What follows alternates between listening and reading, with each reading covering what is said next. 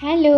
আজ আমি তোমাদের তৈরি করে দেখাবো এক দারুণ চমচম রেসিপি। আর এটা কী দিয়ে তৈরি করলাম শেষ পর্যন্ত কিন্তু দেখতে হবে। আর কেটেও দেখাচ্ছি, দেখো কতটা সুন্দর সফট আর নরম হয়েছে, খেয়েই কিন্তু রিভিউটা দিচ্ছি। কতগুলো মিষ্টি আলু নিয়েছি, এগুলোকে ভালো করে সেদ্ধ করে ১ সিটি দিয়েছিলাম।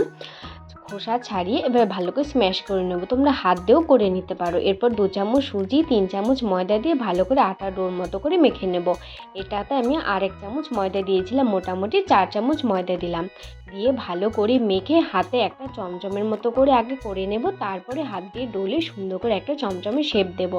দিয়ে কড়াইতে তেল দিয়ে গরম করে হালকা আঁচে এটাকে ভাজতে হবে। একদম শেষ পর্যন্ত কিন্তু হালকা আঁচে ভেজেছি, নইলে ভেতরে কিন্তু কাঁচা থেকে যাবে। পরে বাড়িয়ে লাল করে নিয়েছি। এবার একটা গামলাতে জল দিলাম, দারচিনি, এলাচ, তেজপাতা, গোলমরিচ, লং, ৪ চামচ চিনি দিয়ে ভালো করে ফুটিয়ে একটা শিরার মতো করে জাল করে নেব। লাল করে ভেজে নেওয়ার পরে এগুলো রসে ডুবিয়ে দেব।